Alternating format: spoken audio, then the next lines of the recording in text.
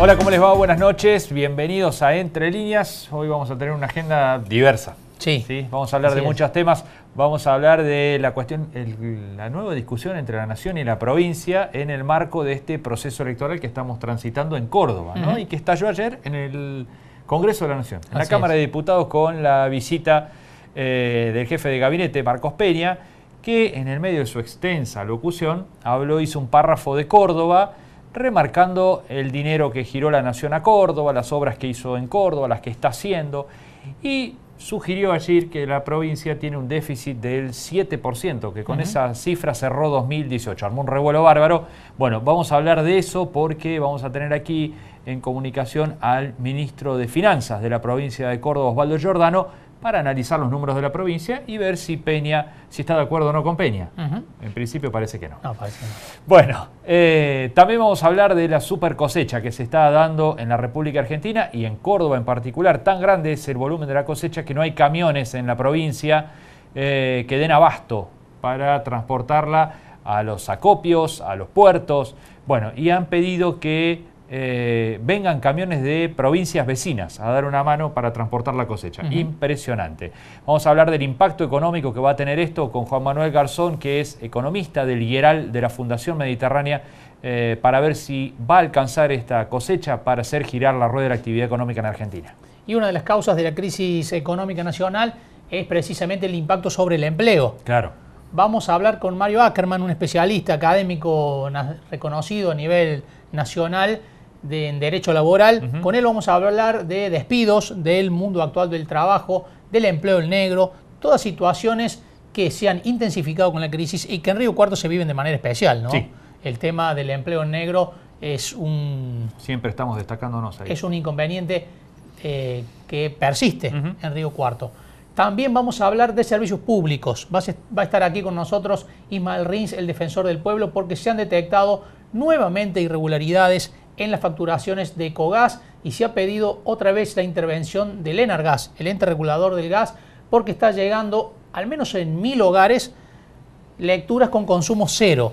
Así es. Que va a tener ahora la implicancia de que la gente va a pagar poco o menos, pero que después se puede acumular y tener un impacto muy fuerte en las próximas facturas que vendrán a lo largo del año. Claro, que además tienen cambio y aumentos, por lo tanto nos van a cobrar cuando aumente.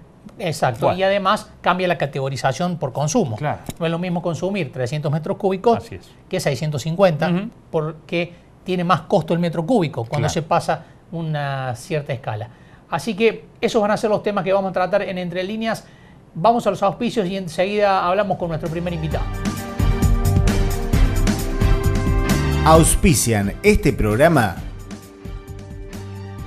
Bio 4, Alimentos Santa Rosa, Ente Municipal de Obras Sanitarias, Sociedad Anónima de Transporte Ciudad de Río Cuarto, Sociedad Rural de Río Cuarto, CESIS, Diego Cid, Consejo Deliberante, Gobierno de la Provincia de Córdoba, Gobierno de Río Cuarto, Universidad Nacional de Río Cuarto, Comuna de Chucul, Municipalidad de Monte de los Gauchos, Colegio de Abogados de Río Cuarto, Defensoría del Pueblo Ciudad de Río Cuarto, AEFIP, UPC. Continuamos en Entre Líneas y vamos a hablar de algo que ocurrió en principio en la jornada de ayer con este enfrentamiento en el Congreso de la Nación entre el jefe de ministros del Gobierno Nacional, Marcos Peña, y algunos diputados por Córdoba. Allí comenzó la cuestión con un debate por los números de Córdoba.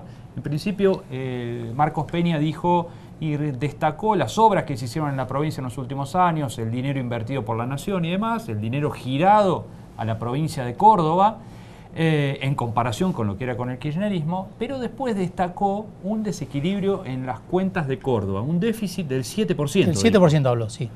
Bueno, lo que generó la reacción de algunos diputados cordobeses que estaban allí, caso Juan Bruje o la propia Adriana Nazario, que salieron a responderle al ministro. Sí, todo este debate exacerbado aún más por el hecho de que se está en una época electoral. Por supuesto. ¿No? Claro. Entonces, todo se lee en esa clave, en clave política y en clave electoral, con la intencionalidad de sumar algún puntito propio o restar a los ajenos, ¿no? Así es. Bueno, el gobierno de la provincia que venía diciendo que tenía superávit y que con parte de ese superávit y parte de financiamiento venía haciendo la obra pública. Así es. Bueno, si es la verdad la de Peña o es la verdad la de la provincia, vamos a tratar de dilucidar. Vamos a hablar con uno de los responsables de los números, justamente el máximo responsable de los números dentro del gobierno de Schiaretti, que es el ministro de Finanzas, Osvaldo Giordano, que gentilmente nos atiende vía telefónica y ya lo estamos saludando.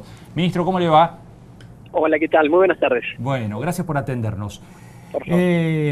Bueno, primero, ¿qué lectura hace de lo de Peña ayer en el Congreso sobre el dinero invertido, el dinero girado a la provincia y esto último del déficit de la provincia de Córdoba que según Peña tiene, ¿no? Mira, lo primero fue sorpresa, llamó la atención que planteara una concepción tan errónea de cómo funcionan las relaciones fiscales del país y por otro lado una visión tan errónea de la situación de Córdoba. Luego preocupación porque que un ministro de esa jerarquía, si el jefe de los ministros, en un ámbito como ese, plantee una visión tan equivocada de la realidad, preocupa, porque ellos toman decisiones, se supone que están gestionando, y si tienen un diagnóstico equivocado, naturalmente es lógico que se equivoque, como de hecho han venido haciéndolo en el último tiempo. En ese marco te diría, lo primero es la visión no centralista, muy porteña, de decir que la coparticipación es una transferencia que manda la nación, como si generosamente fueran fondos propios que los asigno en favor de la provincia. Cuando, todos sabemos que estamos en un régimen federal donde las potestades tributarias son de las provincias, solo que por una cuestión instrumental la provincia le ha delegado a AFIP el mecanismo, digamos, de recaudación, pero que los fondos de manera automática y diariamente se distribuyen entre la nación y las provincias de acuerdo a parámetros preestablecidos. Entonces no hay nada, no hay una transferencia, no hay ningún tipo de generosidad en eso, sino simplemente un cumplimiento de la ley, y que de hecho implica que, de los impuestos que pagamos los cordobeses, del IVA, las ganancias que le pagamos a la AFIP, una parte, la parte que nos corresponde, vuelve a la provincia y forma parte del presupuesto provincial. Ese sería, por un lado, te diría que lo asusta, digamos, la visión que tienen de cómo funciona el país, y que creo que más allá de que puede ser una chicana política, un oportunismo político, creo que refleja una visión centralista del país que es muy negativa. Y por otro lado, los números referidos a Córdoba, que todos sabemos, Córdoba el año pasado tuvo un esfuerzo muy grande en su presupuesto. De cada 100 pesos que entraron al Tesoro Provincial, los gastos operativos hicieron más o menos 80, y generan un ahorro del 20%, un superávit del 20%. Superávit primario hablamos, ministro, ¿no? Superávit corriente, Claro. es decir, entre los gastos operativos comparado con todos los ingresos nos queda un 20% de ahorro, que es el que ha permitido hacer el plan de obra pública que todos los cordobeses ven. Digamos, no habría forma de otra manera abordar un plan de obra pública tan ambicioso si no tuviera como pilar básico el ahorro que hacemos de todos los cordobeses en base a esta administración austera del Estado. ¿Adjudica las declaraciones al hecho de que estamos en campaña a un mes exactos de la elección aquí en Córdoba? Yo creo en parte que no todos, ¿no? Pero hay funcionarios nacionales que tienen esta visión porteña, por decirlo de alguna manera, de cómo es el país, de cómo funciona el país, de cómo debería ser el país. Seguramente también hay algo de oportunismo, procurando, apoyar a sus candidatos acá en Córdoba, pero creo, me parece que es tan grosero el error, tanto conceptual como práctico, como de números, que me parece que poco ayuda. Me da la impresión más bien por el lado de que han tomado esta tónica muy parecida a la que aplicaba el gobierno anterior, ¿no? De confrontar, de ser agresivo, de decir cualquier cosa sin ningún tipo de respaldo, como para profundizar esta grieta que tanto nos divide y que aparentemente para el gobierno nacional le genera algún rédito político, más allá de los daños que genera al país. Porque pensemos que en la tremenda crisis que estamos sufriendo, desaprovechar una oportunidad de diálogo, de búsqueda de consenso, como es estas reuniones en el Congreso, para largar estos errores, estas mentiras, esta agresividad en la presentación, es realmente lamentable a la luz de lo que está sufriendo hoy gran parte del pueblo argentino. En paralelo, ministro, hay algunas de los recursos o de las obras que mencionó Peña ayer que en realidad no fueron girados los fondos correspondientes a la provincia de Córdoba todavía, y si tiene el monto total adeudado por la Nación. Sí, bueno, él hizo una mezcla de cosas, porque ahí está, no sé, desde arreglar un aula en la Universidad de Río Cuarto hasta el compromiso de financiar la ruta de circunvalación. Lo cierto es que para estas obras grandes, estoy hablando de circunvalación, la autovía Río Cuarto, la variante Costa Sur, se firmaron convenios en los cuales se autorizaba a la provincia a hacer cargo, porque son obras que deberían ser la Nación, son rutas nacionales, se hace cargo a la provincia, y que la Nación iba a enviar una parte del financiamiento, no la mayoría, pero una parte. De eso sí se han acumulado muchas deudas, que a los fines de no parar la obra la fue supliendo la provincia. Obviamente eso va cambiando todos los días a medida que se va ejecutando la obra, pero estamos más o menos en unos 8.000 millones de pesos de deuda, que estaba el compromiso nacional, que no quisimos, digamos, obviamente primero no parar la obra, y segundo tampoco hacer tanto hincapié en esa deuda, sabiendo, digamos, de las dificultades que hoy tiene el gobierno nacional y que tiene, bueno, un acuerdo con el fondo, digamos, una serie de restricciones financieras, pensando que, bueno, a futuro lo vamos a poder resolver en un contexto más favorable. Mientras tanto tratemos de suplir la falta de envío de fondos con un esfuerzo adicional que hacemos desde Córdoba. Ministro, muchísimas gracias por este contacto con Entre Líneas. No, gracias a ustedes y hasta la próxima. Hasta luego. Muy amable.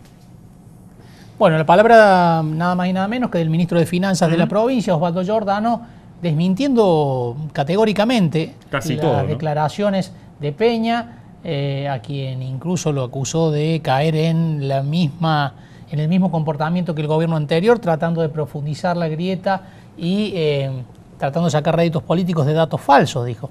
Hay una enorme distancia entre decir que hay un déficit del 7% al 20% de superávit, ¿no? Sí, claro. Muy grande en dinero. Así es, muchísima plata. Bueno, nos vamos a una pausa, enseguida continuamos aquí en Entre Líneas.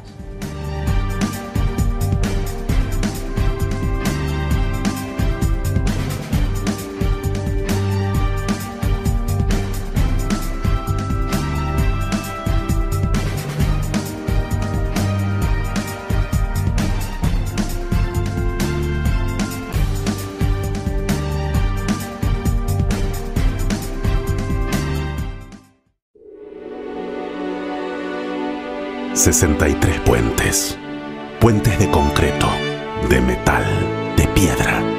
Puentes pequeños, enormes y gigantescos. 63 puentes. Puentes modernos, puentes clásicos y puentes históricos. Puentes en el centro, en el norte, en el sur, en el este, en el oeste. 63 puentes. Puentes que unen lo que estaba separado, que conectan, que acercan. Puentes para que pase el agua, la producción, el desarrollo y el crecimiento. 63 puentes.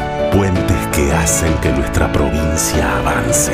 Puentes que nos conectan para que nuestros sueños no se detengan. Ya construimos 31 puentes en toda la provincia y estamos finalizando 32 más. 63 nuevos puentes para impulsar la industria y el campo, fomentar el turismo y seguir avanzando hacia el progreso.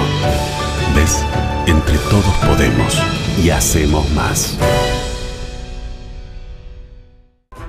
Imagina, el evento nacional por el desarrollo del país, buscando un punto de enlace, protagonistas, multitemas, visiones, descubrir lo que nos une para avanzar con el otro. Imagina, solo juntos. 16 y 17 de mayo, Río Cuarto, Córdoba, www.congresoimagina.com. Hacé tu reclamo. Mario de Cara, defensor del pueblo de la provincia de Córdoba. Defendemos tus derechos. En Deán Funes 352, Córdoba. Llámenos al 0800-777-0337 o www.defensorcordoba.org.ar.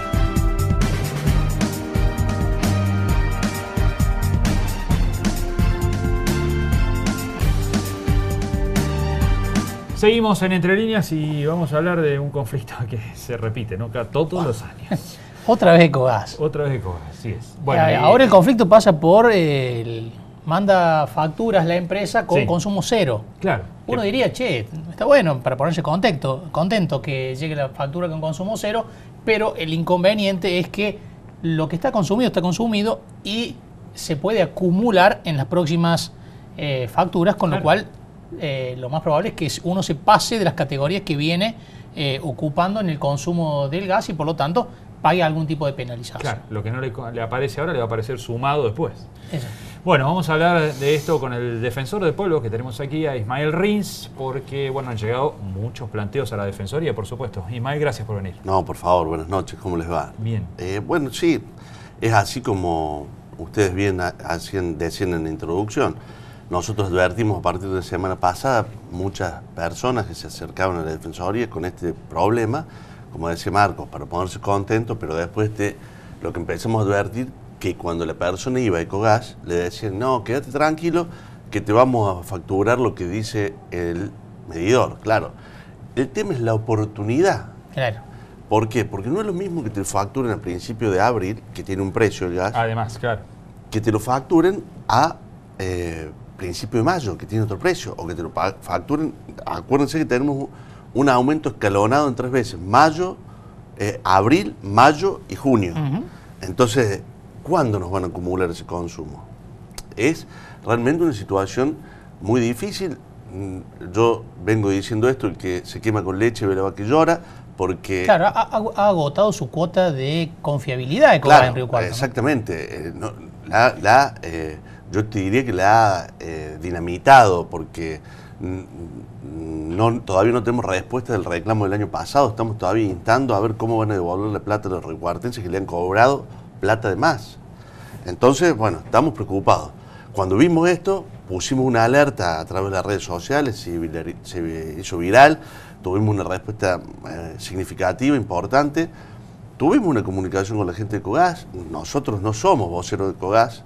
Le pedimos que ellos hagan la explicación pública que querían hacer. A nosotros nos pagan el sueldo los riocuartenses. Todos los riocuartenses, con sus impuestos, nos pagan un salario muy digno, te diría. Entonces nosotros tenemos que responder a lo que le está pasando a los riocuartenses hoy.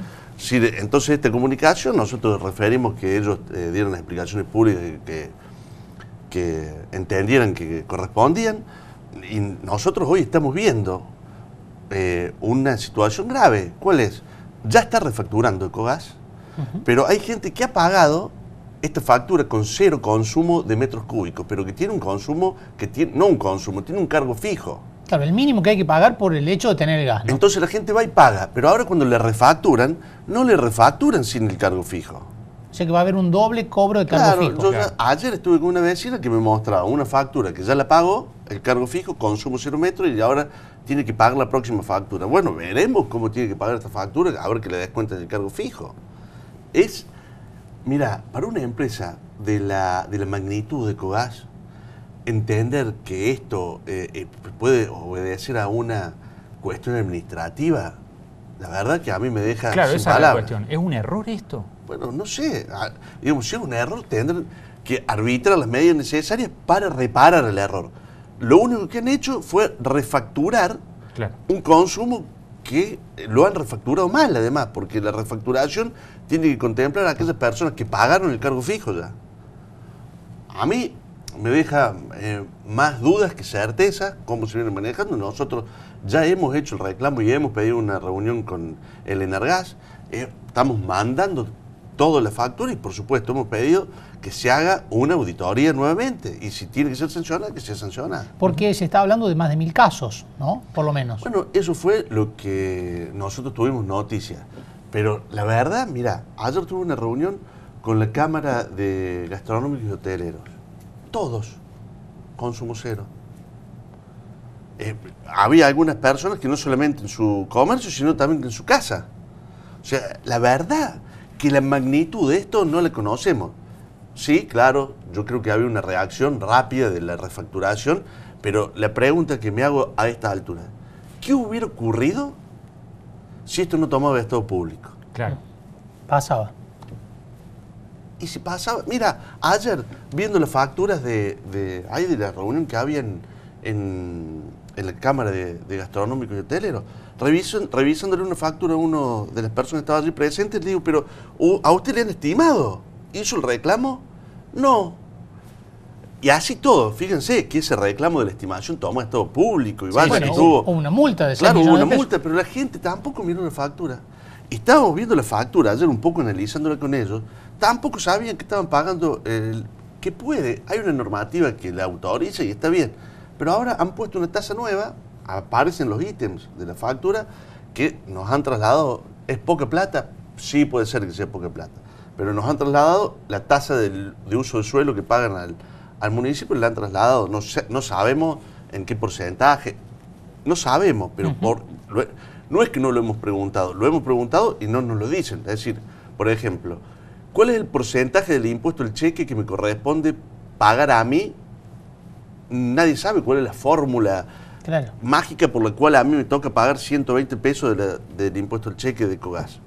Yo no lo sé, y sí que le hemos preguntado. ¿Y ese traspaso de la tasa por el uso del suelo es poco dinero individualmente? Para la empresa debe ser bastante sumado todo lo bueno, se habrán dado cuenta ahora que no lo habían traspasado la tarifa y lo han traspasado ahora.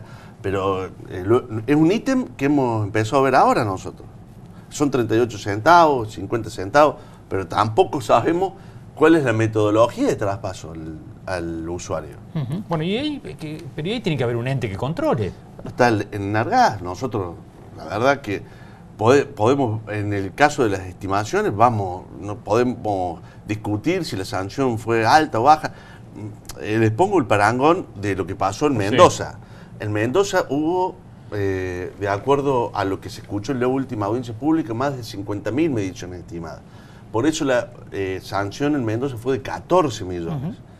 Acá se hizo en Río Cuarto nomás, no en toda la provincia. Ahora estamos pidiendo que se amplíe a ver si esa estimación alcanzó a toda la provincia. ¿Cuántas estimaciones habían calculado en Río Cuarto? Y acá en Río Cuarto nosotros tenemos constancia cerca de 1.000 estimaciones. Pero evidentemente hay más. O sea, de la auditoría que hicieron ellos surgieron aproximadamente 700 y pico. Pero no sabemos cuál es la magnitud de todo esto. Estamos evidentemente ante una situación, y esto yo siempre remarco, no se trata de los empleados de Río Cuarto. Los empleados de Río Cuarto están desbordados, ponen toda su voluntad para atender a la gente. Yo imagino, deben estar pasando mal también, porque es gente que está en una trinchera difícil, porque la gente, digamos, el desmanejo administrativo de la empresa no depende de los empleados que están en atención al público, ni siquiera los empleados administrativos de Río Cuarto. Depende de una administración central a la cual ellos no tienen acceso, ni tienen posibilidad de dar respuesta. La verdad que yo, bueno, ahora tenemos un diálogo ahí con una persona que se presentó como porque el anterior gerente con quien veníamos hablando no fue desplazado luego de esta cuestión de las mediciones estimadas, pero no deja de sorprender la desorganización en la que nos enfrentamos. Hay también un hecho ahí de falta de efectividad en el control estatal, ¿no? Porque si tenés las estimaciones, si después tenés este episodio, si después te cargan un impuesto y nadie te notifica nada... Sí, el impuesto lo pueden cargar por norma ellos. Ellos, digamos, tienen garantizada la indemnidad. Pero no hubo ninguna notificación a los usuarios. No, pero digo, esto como un sistema de control, de buenas prácticas empresariales. Yo digo, hay cosas que pueden hacer, pero también las pueden comunicar. Miren, digamos, como un tema de buenas prácticas, mandar un mensaje, porque ni siquiera, digamos, no estamos instando que usen papel, porque muchas veces nos llegan por mail las cosas, las notificaciones, la factura, inclusive cuando entras a bajar la factura de Ecogás, ahí pueden poner una notificación explicando que han agregado una tasa, explicando cuáles son los metros cúbicos, explicando cómo nos cobran la factura. Nos pueden dar una explicación, si ellos tuvieran voluntad de qué es lo que estamos pagando, los escalones de consumo. A ver, todavía no los podemos entender por qué hay escalones de consumo de 500, 650, 800, 1000. ¿Por qué está eso? ¿En función de qué? ¿Cuál fue el parámetro que se tomó? ¿Cuál fue el parámetro? Es decir, porque vos empezás a pagar un precio y terminás pagando otro de acuerdo a la categoría. Es decir, nos merecemos como usuarios una explicación. No es que nosotros estamos pidiendo que nos digan cosas que a lo mejor no nos corresponde saber como usuarios, de la política interna de la empresa, del manejo de ellos, del personal o de alguna cuestión. Estamos pidiendo como usuarios que nos digan por qué pagamos lo que pagamos y en función de qué han inventado. Yo digo inventado porque hasta ahora no tengo constancia de que haya un estudio en base a alguna cuestión. Han inventado estos escalones de consumo y han fijado estos precios del gas. Ismael, muchísimas gracias por venir. No, gracias a ustedes por invitarme y por permitirme esta posibilidad muchas veces de contar esta cuestión de servicios públicos que siempre es un poco tortuoso explicárselo a los vecinos. A mí me costó muchísimo y todavía me cuesta muchísimo entenderla y estudiarla. Bien, gracias. Muy Nos amable. vamos a una pausa, enseguida continuamos aquí en Entre Líneas.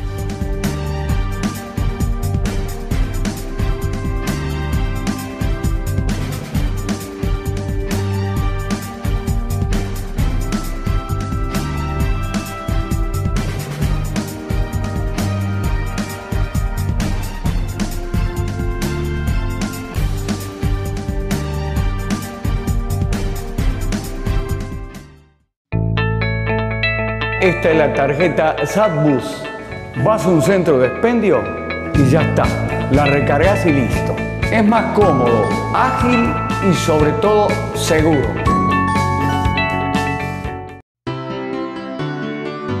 El intendente Juan Manuel Llamosas inauguró la sede del nuevo Museo Municipal Héroes de Malvinas. Hoy cumplimos este sueño. Para la ciudad es saldar una deuda con la historia. Es el primer museo municipal de la provincia de Córdoba. El primero. Es el segundo en el país.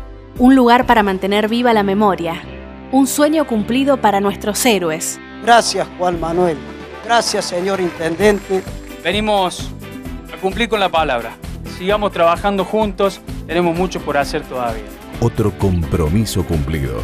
Gobierno de Río Cuarto. Estamos cerca. Bio 4, Bio 5, Bioeléctrica son nuestras unidades de negocios signadas por el asociativismo y la sustentabilidad. Bio 4 Argentina, sembrando innovación, trabajo en equipo y efectividad. Imagina el evento nacional por el desarrollo del país, buscando un punto de enlace, protagonistas, multitemas, visiones, descubrir lo que nos une para avanzar con el otro. Imagina, solo juntos. 16 y 17 de mayo, Río Cuarto, Córdoba, www.congresoimagina.com. Fan.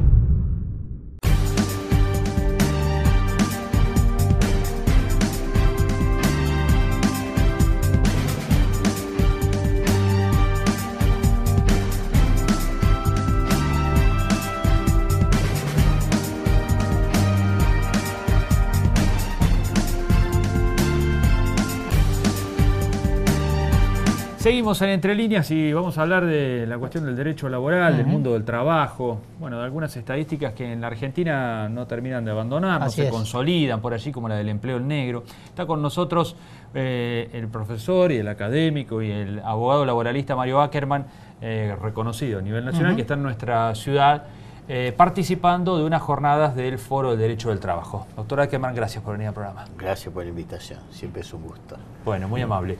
Bueno, discutiendo en el Foro del Derecho el tema despidos, en un contexto nacional en el que los despidos, bueno, se van incrementando, ¿no? Sí, cuando elegimos este tema, que es el tema de los despidos, lo hicimos pensando en esto. Esto es evidente que está habiendo un problema con el empleo en la Argentina, o sea, no crece y sí decrece. Y decrece por la vía de la expulsión de trabajadores del mundo del trabajo, porque las empresas tienen menos actividad. O sea, si la empresa tiene menos actividad, el empleador necesita menos trabajadores. O sea, los empleadores normalmente contratan trabajadores cuando los necesitan. Es doloroso para cualquier empleador desprenderse de trabajadores, sobre todo para la pequeña y la mediana empresa. Las grandes empresas están más acostumbradas a las rotaciones y es más impersonal la relación. En la pequeña empresa no es así. Entonces, cuando esto se produce, bueno, el empresario tiene que estar preparado para ver de qué se trata, o sea, qué costos tiene, cómo se puede canalizar o eventualmente cómo puede evitarlo. Hay mecanismos administrativos y de negociación que permiten recurrir a lo que se llama el procedimiento preventivo de crisis, que en alguna medida atenúa el impacto o permite negociar algo, a ver cómo se sale del lío, porque no es bueno que una empresa despide a trabajadores. Uno dice, para el trabajador es malo. Sí, pues el trabajador por supuesto que es malo, pero es también malo para la empresa. O sea, primero en lo personal, si es una pequeña o mediana empresa, se conocen, se hablan, se tratan, conocen a la familia, entonces eso es doloroso. Pero además, mañana las cosas van a mejorar, o sea, uno tiene que pensar que de este lío vamos a salir, o sea, de esta circunstancia económica desfavorable vamos a salir. Y el empleador va a necesitar otra vez trabajadores, y va a tener que estar otra vez con el proceso de capacitación, de conocimiento, de búsqueda. Entonces a lo mejor la empresa lo que tiene que hacer es, bueno, veamos si podemos salir de esta situación de crisis, que como toda crisis tiene que ser temporaria, y encontramos algún mecanismo de espera, alguna forma de pausa. Entonces de esto precisamente se va a tratar esta segunda etapa. O sea, la primera parte va a ser explicar el despido, sus costos y su procedimiento, y la segunda, el llamado procedimiento preventivo de crisis, que en realidad no es preventivo de crisis, sino... Ya en crisis. Ya en crisis, exactamente. Se debe a un doble fenómeno esta pérdida de puestos de trabajo. Por un lado, esta coyuntura de crisis económica puntual que se está viviendo en el país con la consecuente pérdida de actividad y por lo tanto de empleos, pero también combinado con un factor más de largo plazo, de mediano plazo, que tiene que ver con el trabajo en general y la pérdida de la dependencia del trabajo humano. Sí, pero no. Ya te contesté. Nada más que para contribuir a la confusión general. Digo sí a nivel mundial. Efectivamente, y por suerte, poco a poco empieza a ser menos necesario trabajar. Y ahora voy a explicar por qué lo digo. Pero no es un fenómeno nuestro. Argentina está atrasada tecnológicamente y ese no es un fenómeno nuestro. Nosotros por ahora no tenemos el problema del desempleo tecnológico. Claro. Nosotros lo que tenemos es un desempleo económico. Tenemos un desempleo por la crisis económica. Ojalá lleguemos a algún momento a tener ese otro problema, porque el otro problema es el problema del crecimiento. Quiere decir que se crece. Entonces, a lo mejor, poco a poco, podemos aprender a liberarnos del trabajo.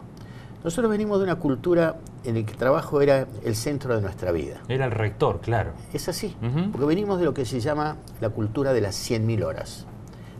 100.000 horas, ¿qué quiere decir las 100.000 horas? Son las 100.000 horas en la vida de una persona que se necesita para financiarse desde la cuna a la sepultura. Esas 100.000 horas vienen de trabajar durante 47 años, o sea, de 18 horas de 65, 47 semanas al año, 47 horas por semana. 47 por 47 por 47 le da 103.283 o 284. ¿Tá? Ese mundo no existe más. O por lo menos no va a volver a existir. Nosotros en la Argentina vivimos todavía con la ley de la jornada de 48 horas. Bueno, ese mundo va a desaparecer. Va a desaparecer. La cuestión es cómo hacemos para, una vez que nos vayamos liberando de la necesidad de trabajar, podemos financiar la libertad de otra manera. Claro, ¿de qué vivir? Sí, ¿de qué vivir? Tal vez la expresión no sea la mejor, pero sea esa. Yo creo cómo financiar la libertad, que es más fácil. O sea, cómo recuperar libertad y liberarnos de la necesidad de trabajar. Cuando hay necesidad no hay libertad.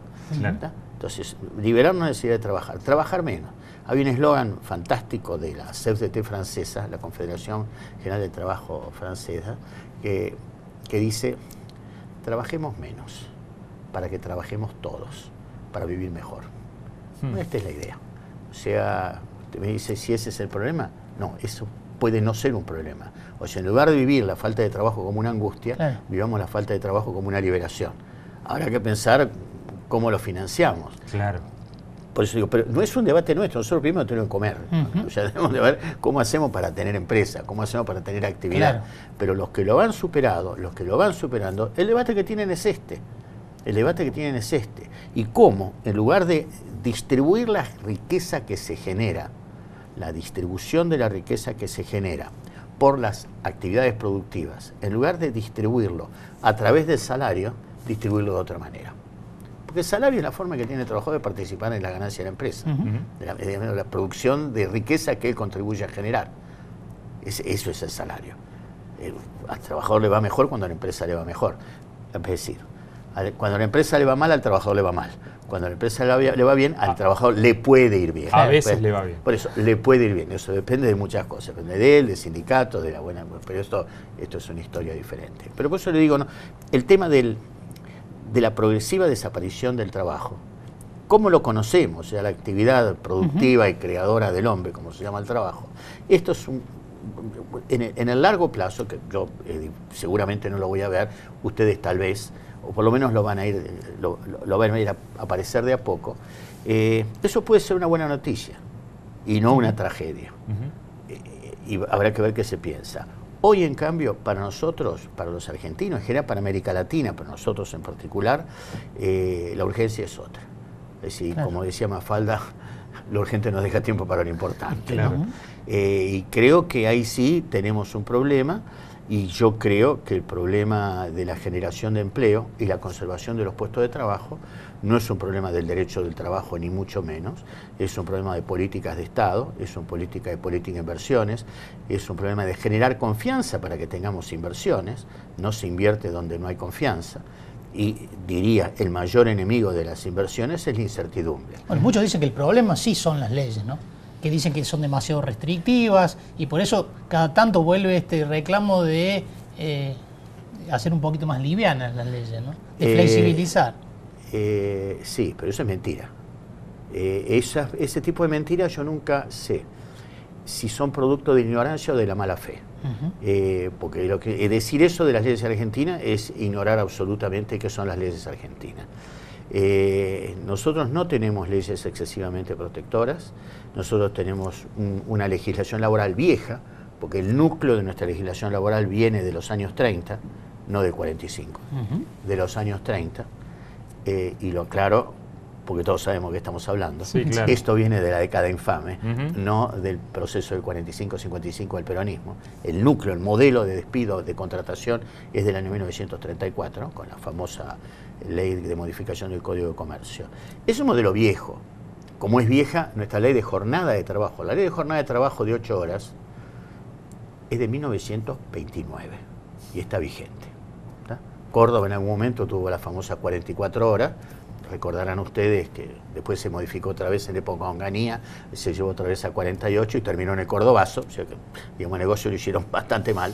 Pero son leyes viejas, pero no son leyes malas. No es el costo, no es ahí donde está el costo. Los niveles de protección son niveles de protección baja. Nadie puede pensar que en el 34 había una desmesura en la protección. Al contrario, es una protección de mediana calidad. El problema del empleo en la Argentina, el problema del costo laboral, como se llama en la Argentina, no pasa por la ley laboral, pasa por las leyes fiscales y la seguridad social. Ahí está el problema. Por cada 100 pesos que cobra un trabajador, el empleador paga 165. Lo digo de nuevo. Por cada 100 pesos que llegan al bolsillo del trabajador, de la empresa sale 165. Eso ojo, ¿no? Es un número importante. Claro, sí, claro. Es un número importante. Eso va a la seguridad social, va a las obras sociales, va a la cuota sindical, va, por ejemplo, a las jubilaciones, todo esto. Ahí es donde hay que atacar. Y esto afecta mucho más a la pequeña empresa que a la gran empresa, a la pequeña y mediana empresa. ¿Por qué? Porque ese costo de la pequeña empresa se suma al mayor costo que tiene por el crédito, que es mayor que el costo que tiene la gran empresa, al mayor costo que tiene el impacto de los servicios, al mayor costo que tiene el impacto de los impuestos en general, y que es donde debería actuar el Estado. Es decir, el costo de la empresa no es el costo laboral. Dice, no, pero los despidos en Argentina son caros. Sí. Primero que no son caros. ¿Tá? ¿Y sabe por qué no son caros? Porque si el empleador cumple con la ley, sabe exactamente cuánto le cuesta. Primero. Es previsible. Absolutamente. Lo que necesita un empresario no es que sea barato, sino saber cuánto es. Una vez que sé cuánto es, lo traslado al costo, lo organizo en mi proceso productivo. El despido es un sueldo por año de antigüedad o fracción mayor de 3 meses. Esto así de 1934 hasta ahora. Eso no cambió nunca. Cambió un poco el monto, ¿no? Pero nunca fue distinto de eso. Pero la empresa no se la pasa despidiendo a trabajadores. La empresa de vez en cuando despide a un trabajador. Claro. Ese no puede ser un costo alto. Alguna vez hay que despedir. El problema que tienen las empresas actualmente son las sanciones por la ley de empleo, por tener trabajo en negro. Pero el problema no es la indemnización, el problema es el trabajo en negro. Claro. Entonces veamos por qué hay trabajo en negro. ¿Por qué hay trabajo en negro? Para esquivar los 65. Porque es la única manera, porque es lo único que puede esquivar. Claro. La empresa no puede dejar de pagar la luz, no puede dejar de pagar la luz, el agua, no puede dejar de pagar el gas, no puede dejar de pagar el IVA, porque va preso, porque lo recaudó. O sea, eso no lo puede dejar de pagar. Puede dejar de pagar las cargas sociales. ¿Por qué? Porque si el trabajador no le reclama, no se iba nadie, porque en la Argentina no hay inspección. O la inspección que hay es de muy mala calidad. Entonces el pequeño empresario se defiende por donde puede. Algunos de buena fe, otros de mala fe. ¿Está? Pero el problema no está en la norma laboral. Después, cuando viene el juicio, porque el empleador lo tenía en negro, las indemnizaciones se multiplican por 4 o por 5. Claro. Pero el problema no está en la indemnización, el problema está en el trabajo en negro. Claro. Ahora el gobierno envió o vuelve a insistir con una ley de blanqueo laboral. Sí, es tan malo el proyecto que hasta le dio vergüenza firmarlo al Poder Ejecutivo. Lo mandaron a firmar a un senador. Bueno, con eso ya tiene la valoración. No, esto es ese proyecto, como todo. Nunca las cosas son completamente malas ni son completamente buenas. Y tiene que ver con esto que hablábamos. En lo personal nunca me pareció mal el blanqueo. Lo digo de nuevo. Nunca me pareció mal el blanqueo. Si queremos ponernos todos en un mismo punto de partida, a todos los incumplidores démosle la posibilidad de ponerse en la ley. ¿Tá? Entonces, un blanqueo no está mal. Da bronca a todo aquel que cumplió. Dice, yo soy el salame que cumplió y a este que no cumplió lo libera. Es cierto, puede ser injusto. Habría que ver si encontramos algún mecanismo de premio para el otro. Puede ser. Pero de aquí en adelante todos pagan. Si todos pagan, simultáneamente debería bajar el costo para todos. Porque hoy estamos financiando la seguridad social del sistema con el 55-60% que paga. Si pagan todos, vamos a tener más plata. Claro. Primero. Segundo, el blanqueo significa que de aquí en más pagan todos. Lo que yo creo que ese blanqueo debería venir acompañado de que aquel que blanquee algo pague. No puede ser un blanqueo a costo cero. ¿Tá? Y tampoco una moratoria, que es pagar toda la deuda con un crédito. No, que pague un poco. Como se pagó con el blanqueo de capitales. El blanqueo de capitales no fue cero. El blanqueo de capitales fue costo cero para pequeños blanqueos, 5 o 10% según el monto. ¿Tá? Hagamos lo mismo. 5 o 10%. Y eso es plata que vuelve a la seguridad social. Y hay más razón para hacer esto, porque en el caso del blanqueo de capitales era plata del fisco. Acá la plata de la seguridad social, que es lo que tiene el empleador en negro, es plata de los jubilados. Es el dinero que le robaron al sistema de seguridad social. Entonces, que devuelvan algo. Digamos, esta es la idea general, no me parece mal, con algún ajuste que habría que hacer. El problema es que esta ley viene acompañada de otra cosa, que es esto de lo que hablaba recién. Yo les decía que actualmente, si un empleador tiene trabajadores en negro, el despido de ese trabajador puede llegar a costar 5 veces más. O sea, en lugar de un sueldo por año de antigüedad, puede llegar a ser 5 sueldos por año de antigüedad por la combinación de las multas de los artículos de la ley de empleo. ¿Qué sabe de qué época es? ¿Quién hizo esa ley? ¿Quién hizo? Un tándem que se llamaba Carlos Saúl I, sultán de Anillaco, y un cordobés de apellido Equino. ¿Está? ¿Se acuerdan? Sí, Menem Cavallo son los autores de esa maravilla que está vigente. Nadie puede decir que salieron a regalar nada. Que se fortaleció con otra ley de otros 2 cordobeses, de la Rúa y Cavallo. Cada cosa nos han dejado los cordobeses. Claro, que aporte, ¿no? Pero no está mal. Son buenas ideas. Yo creo que son buenas ideas. ¿Por qué? Porque le dicen al empleador, ¿usted quiere tener trabajador en negro? Está bien, tranquilo. Usted sabe que lo va a tener porque el inspector no va a ir, porque sabe que la Autoridad Administrativa de Trabajo tiene pocos inspectores, porque no tenemos, porque puede haber nivel de corrupción, que se puede escapar, y porque nadie le va a reclamar. El trabajador se la va a bancar, porque sabe o trabaja en blanco o trabaja en negro o no trabaja. Claro. Pero el trabajador tiene una escopeta cargada al lado. El día que se enoje el trabajador, la va a tener que poner en serio. O sea, todo trabajador en negro es una bomba de tiempo. ¿Está claro? Y está bien que sea así. Cuando el trabajador recupere la libertad de decidir, porque tiene otro empleo, porque se quiere ir, etcétera, ahí le dice, ¿hasta acá me estuvieron embromando? Es cierto que yo acepté trabajar en negro, porque no quedaba más remedio, porque era trabajar en negro o morirme de hambre. Fenómeno. ¿Me la ven qué? 3 años, 4 años, 5 años? Ahora la quiero tomar. Momento para pagar. ¿Está? Mario. Así funciona esto hoy. ¿Qué propone? Un segundo más. Sí. ¿Qué propone el gobierno hoy?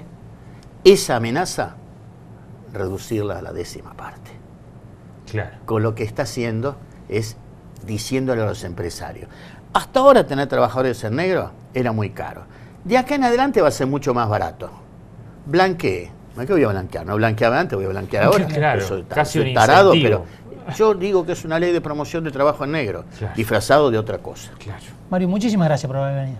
Gracias a ustedes por aguantarme, hablé No, muchísimo. muy amable, Gracias. muchas gracias. Hasta pronto. Nos vamos a una pausa, enseguida continuamos en Entre Líneas.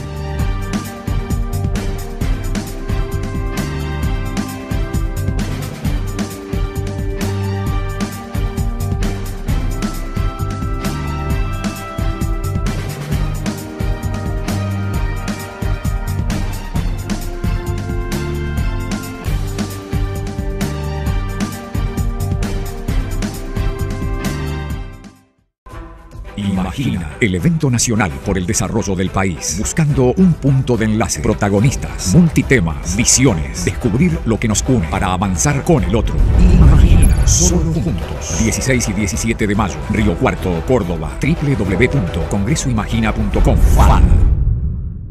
Hacé tu reclamo. Mario de Cara, defensor del pueblo de la provincia de Córdoba. Defendemos tus derechos. En Dianfunes 352, Córdoba. Llámenos al 0800 777-0337 o www.defensorcordoba.org.ar. El intendente Juan Manuel Llamosas inauguró la sede del nuevo Museo Municipal Héroes de Malvinas. Hoy cumplimos este sueño. Para la ciudad es saldar una deuda con la historia. Es el primer museo municipal de la provincia de Córdoba. El primero. Es el segundo en el país. Un lugar para mantener viva la memoria. Un sueño cumplido para nuestros héroes. Gracias, Juan Manuel. Gracias, señor intendente. Venimos a cumplir con la palabra. Sigamos trabajando juntos. Tenemos mucho por hacer todavía. Otro compromiso cumplido. Gobierno de Río Cuarto. Estamos cerca. Bio 4, Bio 5, Bioeléctrica son nuestras unidades de negocios signadas por el asociativismo y la sustentabilidad. Bio 4 Argentina, sembrando innovación, trabajo en equipo y efectividad. 25.000 viviendas en 4 años.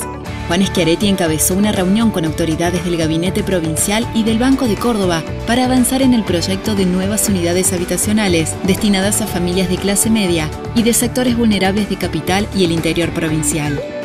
¿Ves? Entre todos podemos y hacemos más.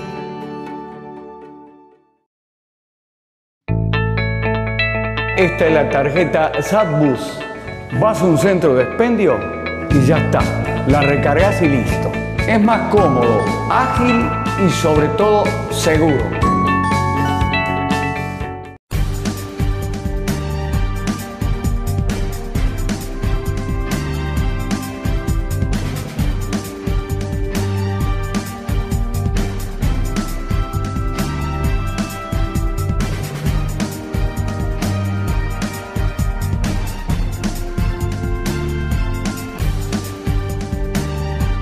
Continuamos en Entre Líneas y vamos a hablar de economía un poco y de sectores productivos, sobre todo, ¿no? Lo que tiene que ver con esta campaña gruesa que al parecer, bueno, es una super cosecha la que estamos empezando a transitar. En bueno, en la zona está moviendo muchísimo, ¿no? Muchísimo. Gran movimiento de camiones. Así es. Bueno, tantos que parece que no alcanzan los camiones que hay en Córdoba para transportar la cosecha cordobesa. Y por lo tanto están requiriendo camiones de otras provincias. Bueno, ese es el nivel de la envergadura que tiene esta cosecha que estamos empezando a transitar. Y vamos a ver del impacto que puede llegar a tener, especialmente para la economía, porque es una de las pocas buenas noticias que hay en el mundo económico, ¿no? Y para eso estamos en comunicación vía Skype con Juan Manuel Garzón, que es economista del liderazgo de la Fundación Mediterránea, que gentilmente nos atiende. Juan Manuel, ¿cómo va? Gusto. Bueno, muchas gracias por estar allí. Bueno, la verdad es que los pronósticos hablaban de una super cosecha, una cosecha récord y demás. Está a la vista de que acertaron esta vez, ¿no? Es muy buena. Sí, hemos pasado de lo que era una promesa a una realidad.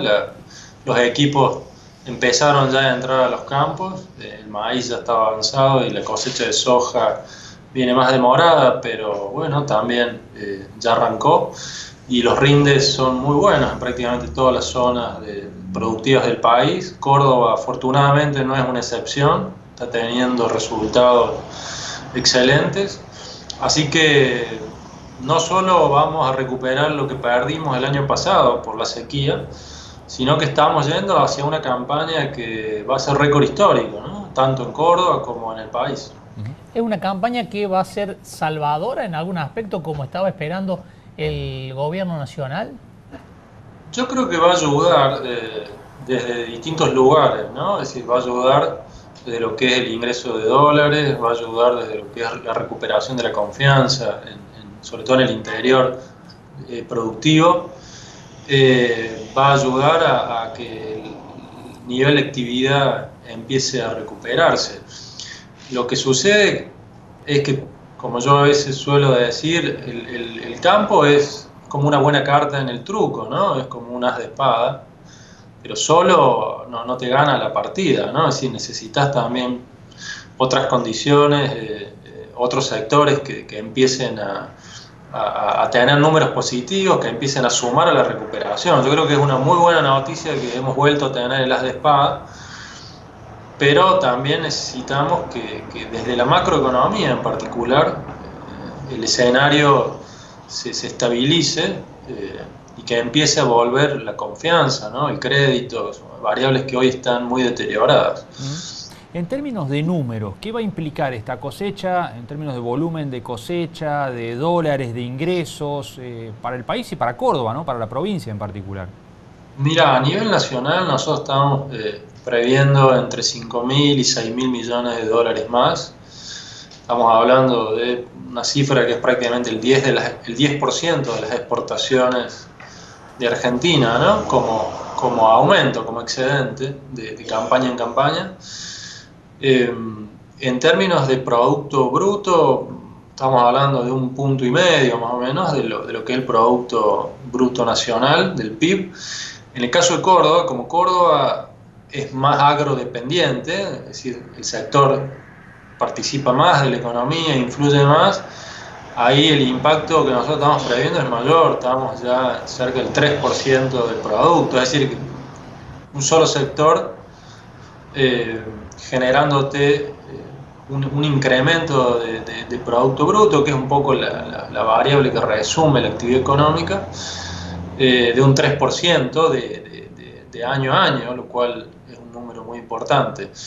Así que desde los números va a ser muy bueno. Después hay que ver, en definitiva, qué termina pasando con estos dólares, con estos ingresos adicionales, es decir, si se terminan gastando, consumiendo. Hay que pensar que acá la clave es que entren en funcionamiento todos los efectos de derrame, toda la capacidad de tracción que tiene el sector sobre otras actividades, y esa capacidad, ese derrame va a depender mucho también del ánimo, de la confianza de los productores, y eso es lo que todavía está por verse, ¿no? Debería haber por lo menos un doble efecto, después se verá la magnitud. Por un lado, otro tipo de movimiento económico, de que empiece a moverse la actividad económica, por lo menos en algunos sectores, como por ejemplo Córdoba, pero por otro lado también llevar cierta tranquilidad al mercado cambiario, que ha vuelto a tener cierto nerviosismo en las últimas semanas. Sí. Nosotros estamos, por ejemplo, en lo que es mercado cambiario, previendo un aumento en el ingreso diario de divisas de entre 40 y 50% en los meses estos fuertes de venta, de comercialización. Estamos previendo más de 100 millones de dólares por día que empezaría a fluir desde el campo hacia el mercado cambiario, lo cual es una cifra importante y que se suma a otro ingreso de divisas que es el que va a ser el Tesoro. Y desde la perspectiva de los efectos colaterales, para tener una referencia concreta, recién ustedes hablaban de camiones. Hoy Córdoba con esta campaña tiene 12 millones de toneladas más que el año pasado aproximadamente. Son más de 400.000 viajes más de camión.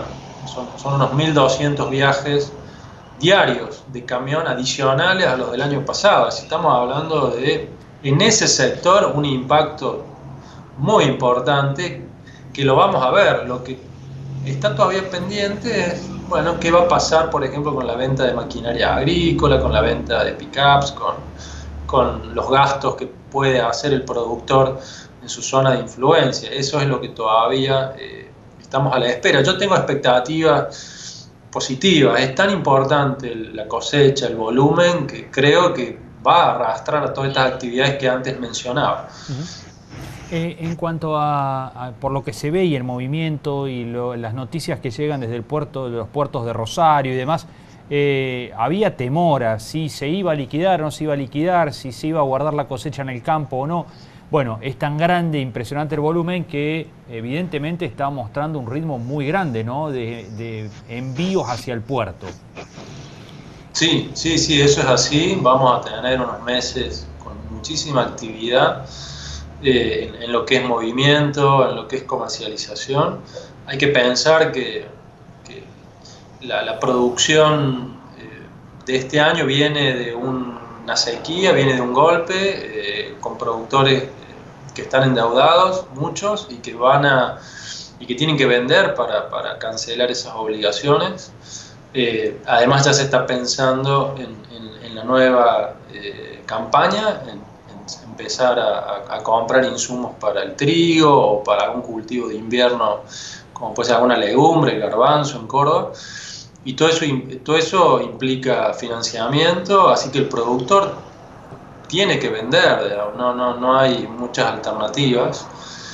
Así que vamos a ver una actividad importante en estos meses, y después, cuando ya nos acerquemos al ciclo electoral, ahí yo creo que se puede frenar un poco la comercialización a la espera del resultado, ¿no? Claramente hoy está planteado un escenario binario en donde está, por un lado, la posible continuidad, llamémosle, de la política económica del gobierno actual, y por otro lado, quizás un regreso, un retorno a lo que fue la política del kirchnerismo, ¿no? Así que, en función de esa incertidumbre electoral, me parece que va a haber impacto sobre la comercialización de granos, pero eso lo vamos a empezar a ver recién, creo yo, en julio, agosto. Recién mencionabas la necesidad de que se vuelva a generar confianza desde la política gubernamental. Sin embargo, en las últimas horas el gobierno pareció dar señales de desorientación o al menos de contradicción interna, ¿no? Con esto de que algunos dicen que va a haber control de precios en los 40 alimentos básicos, otros dicen que no, que el control de precios nunca se va a producir, al menos en este gobierno. ¿Cómo ves esas señales desde las alas políticas del gobierno nacional? Bueno, la lectura que hice yo es la misma que vos estás comentando. A mí me llamó la atención estas idas y vueltas sobre una propuesta concreta de intervención en los mercados. Para mí no es la filosofía de este gobierno intervenir mercados como había surgido, así que me llamó la atención la propuesta y después la ida y vuelta. Yo creo que no es buena señal. El gobierno se tiene que mostrar compacto, tiene que mostrar que maneja la situación y que tiene capacidad para pasar estos meses difíciles, en donde hay riesgos claros de tener alguna mala noticia en el plano fiscal o en el plano del mercado cambiario, de la tasa de inflación. Y con un contexto así, lo que más uno necesita es un gobierno bien coordinado, bien homogéneo. Así que esperemos que lo que pasó en estos días no se repita, ¿no?, en las próximas semanas. Juan Manuel, muchísimas gracias por este contacto con Entre Líneas. No, por favor, gracias a ustedes por el llamado. Un abrazo. Adiós. Bueno, muy interesante, ¿no? Claro. Por un lado, este efecto positivo que va a tener la cosecha, pero todavía estos nubarrones de incertidumbre muy profundos que salen desde el gobierno nacional por las contradicciones internas en cuanto a cómo debe ser la política para encarar esta crisis profunda que está sufriendo la economía nacional. Claro, a los problemas reales que existen y que venía arrastrando el gobierno le sumó una cuota adicional con señales muy confusas desde el propio seno de la Casa Rosada, ¿no? Así es. Bueno, ha sido todo por hoy. Hemos analizado el mundo del trabajo, hemos analizado la economía, el déficit y también las cuestiones de los servicios públicos. Este fin de semana es un fin de semana electoral muy importante en la región. Se va a votar en muchas intendencias, intendentes que buscan reelecciones y va a permitir tener un primer mapa real de lo que va a ir ocurriendo durante el año, primero en la provincia y después en el país. La semana que viene vamos a estar analizándolo. Claro, en este domingo la mayoría de las intendencias que ponen en juego son de Cambiemos, ¿no? Así es. A tener en cuenta eso también. Nos despedimos hasta el próximo jueves, como todos los jueves a las 21, aquí en Entre Líneas. Adiós. Chao.